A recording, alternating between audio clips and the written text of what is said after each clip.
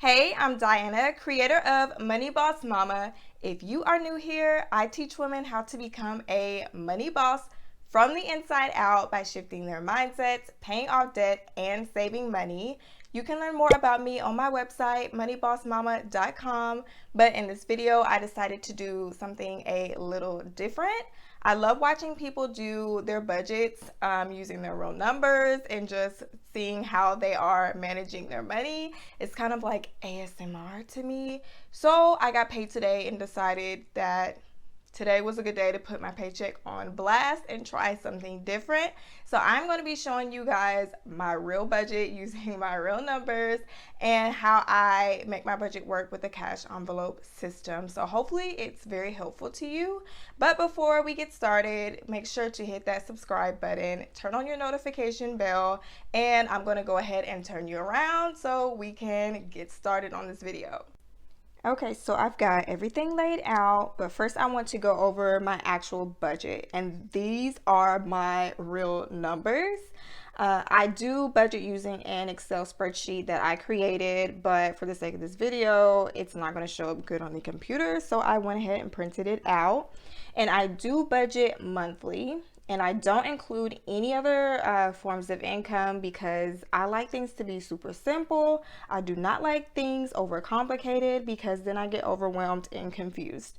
So I know that my paychecks are the same. I am a salary worker. They rarely change. So it's just easier for me to just use my day job, because any other money that I get, maybe from my blog or my products, it just winds up going to debt or something that popped up anyway because life, something is always coming up, it seems, every single month. So I just throw that money to something else. But you can see here, when I said that I'm paying off debt on a moderate income, I was not lying. So I budget $750 for student loans. This is every single month. You can see my expenses here.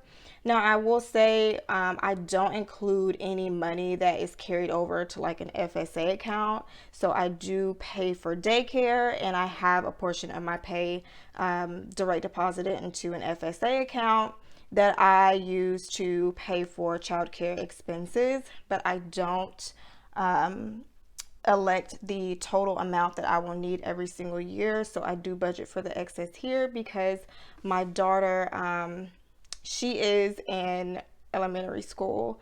So I just never know when I'm going to need extra childcare for her. So I don't like to elect for the full amount. And you can see my rent and mortgage. I live in Arkansas. The cost of living is super, super low here. So this rent amount may shock you, but this is pretty much average here in my state. I mean, you can get a house for like $110,000. That's like the base average. 110, 150,000, and you will be living in a really nice house down here. So that's how much cost of living is here in this state. And then I have my utilities, groceries here, savings. Now, I will say that I did, once upon a time, save $400 a month. And that was when I was trying to save and pay off debt at the same time. But I will say, whenever you are creating a budget, just to be goal oriented, and it's really hard to try to create a budget for multiple goals. So I really got serious about paying off my debt. So I did decrease my savings significantly whenever I got my account to an amount that was comfortable for me. So now I just throw $150 to my savings each month.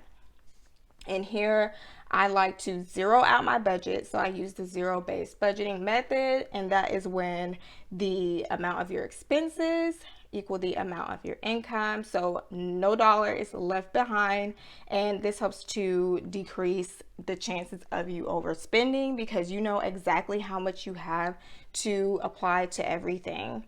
And I will say that I know a lot of people get turned off by the idea of budgeting because you don't think that you can have a lot of fun.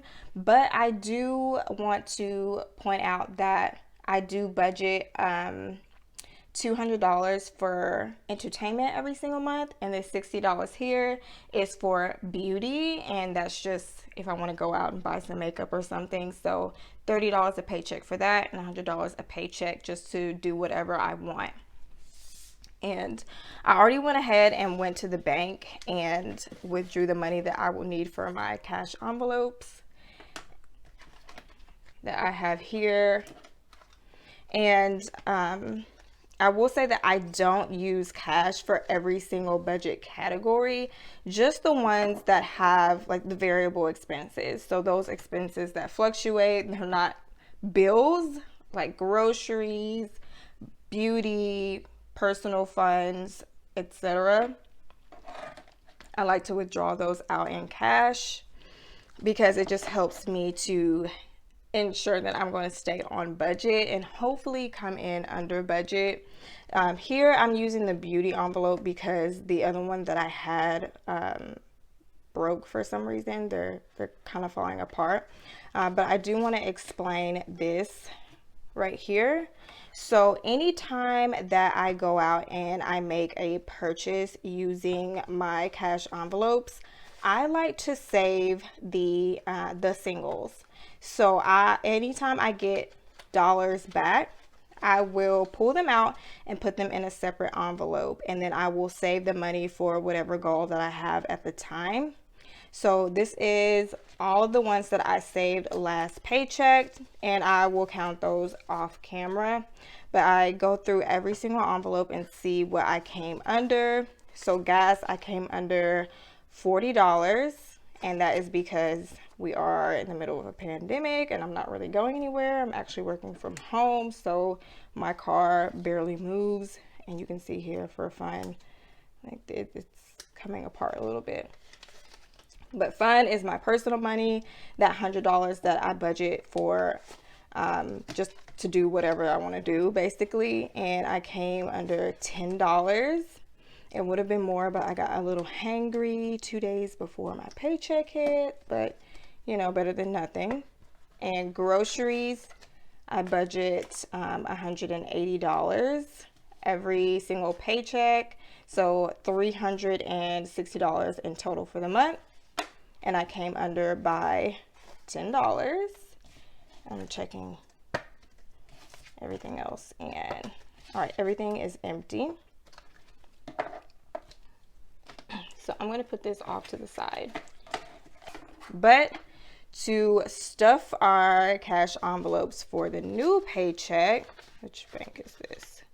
Okay, so with this bank account here, I include my groceries and my gas money. So I do use multiple bank accounts, and it just helps to keep me organized.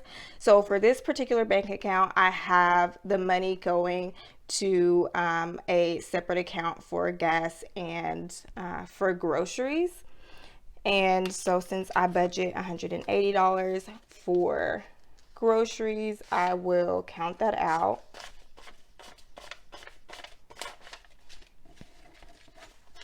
Let me make sure that's right. Okay, so $180, and I'm gonna find the groceries envelope and stuff it in here. So it's really simple. And so whenever I go out grocery shopping, I will just pull from these funds, and then whatever change that I get, I will put the exact change back in the envelope. That is how you do the cash envelope system with your budget. But for me, of course, if I get any ones back in change, I am pulling it out, putting it in a separate envelope. It's kind of like a $1 challenge that I've created. I don't know if other people do it. I do know it's popular with the $5 bills, but I am not there yet. I do not want to go without $5 every single time. So groceries is ready to go. And then for gas, I did something a little different since I am coming under so much. I still want to keep the $140, so $70 per paycheck in my budget, because I don't know how long I'm going to be working from home, but I'm eventually going to go back into the office, so I just don't want to bother with it. But I did decrease the amount by $10 whenever I went to withdraw the money, so I should just have $60 to put in the envelope for this paycheck.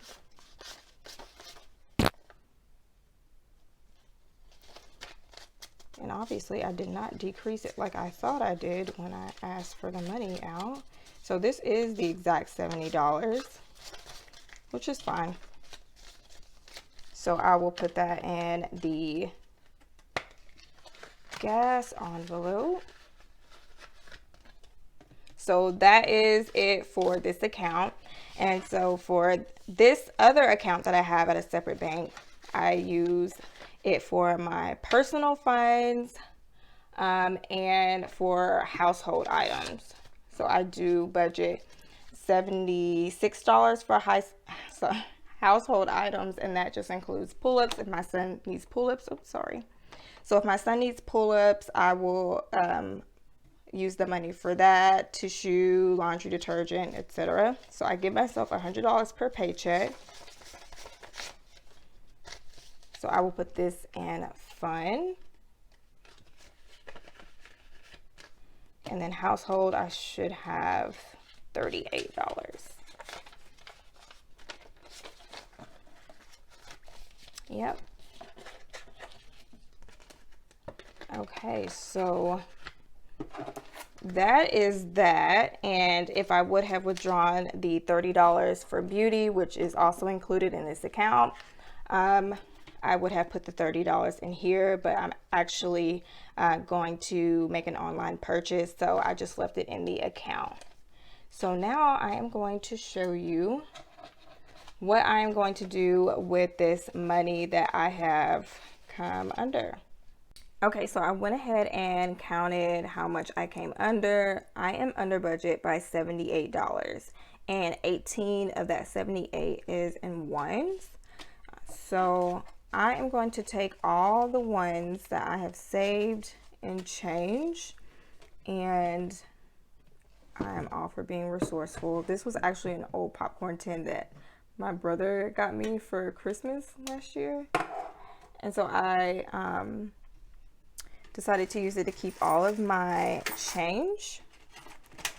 And so anytime I get change back from my cash envelopes, the coins go in here. So I will dump it out into this tin, and I don't count it in however much I came under budget. Just anytime I get home from being out and making purchases, I will just go ahead and dump it in here just to get it out of my purse. But move all these out the way. I don't like to get rid of envelopes, obviously, but these are all the ones that I have come under budget for the past few months. I just started using cash again because before, when the pandemic started, I just felt like it was really nasty, but now I feel a little better.